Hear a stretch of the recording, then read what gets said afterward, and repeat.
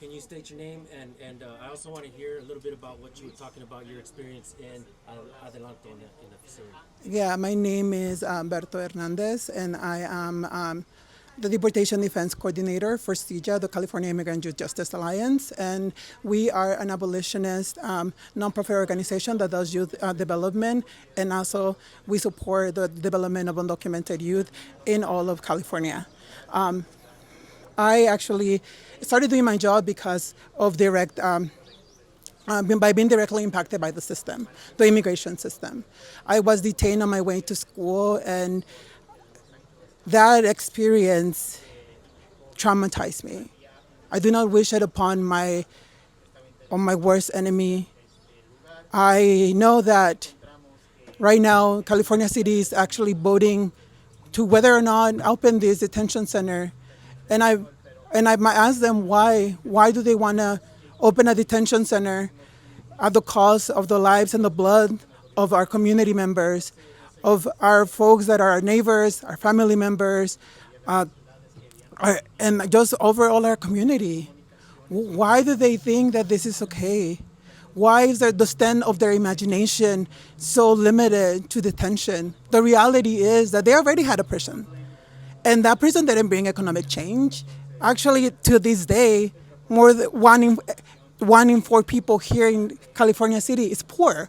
If that was true, then why hasn't it happened? And if that was true, then why is it that like all of these folks are poor, right? Another prison is not the answer.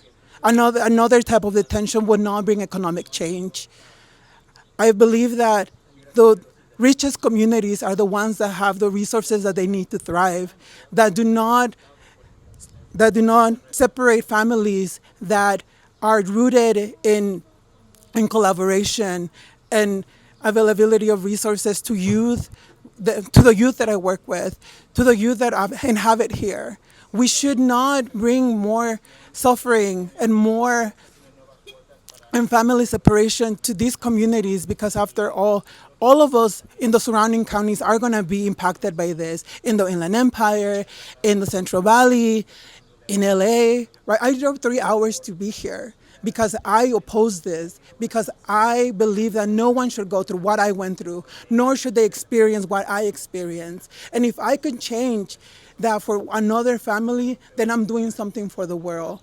I do not believe in prisons. I do not believe in cops. Prisons don't make us safe. Cops don't make us safe. Immigration agents are definitely not making us safe, as we can see right now. So why are we giving them a blank check? Why are we allowing our communities to side with them? Why do we allow folks that do not have not suffered imprisonment dictate that for others? Why do we deem that some human beings are disposable? And who are they worthy to? Because these detention centers are not helping us. The reality is that they're going to take from us instead of helping. Thank you. Quick question: um, If California City, if they voted in, are they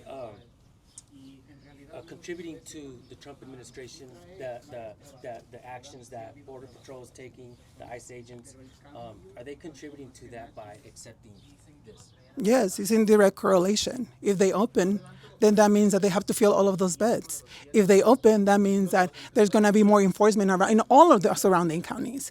And if they open, that means that they have said yes to these policies. That means that they have sided with these folks that are fascists. That means that they are saying that our community members deserve to be there, and they don't. They're human beings, and they deserve dignity, and they deserve respect. Like all human beings deserve dignity and respect.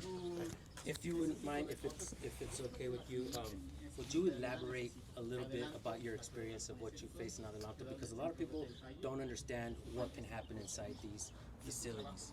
Yes.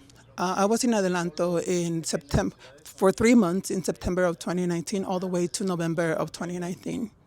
I experienced a lot of harm. I was not able to eat because the food was unedible. I lost over 50 pounds. My hair began to fall off because of the stress and the depression.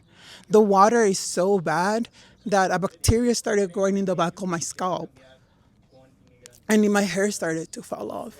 I wanted to see a doctor and they denied me medical help for over a month, even though I showed them that I was bleeding from the back of my head. I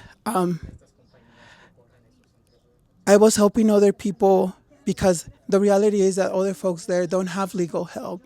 I was verbally abused, psychologically abused.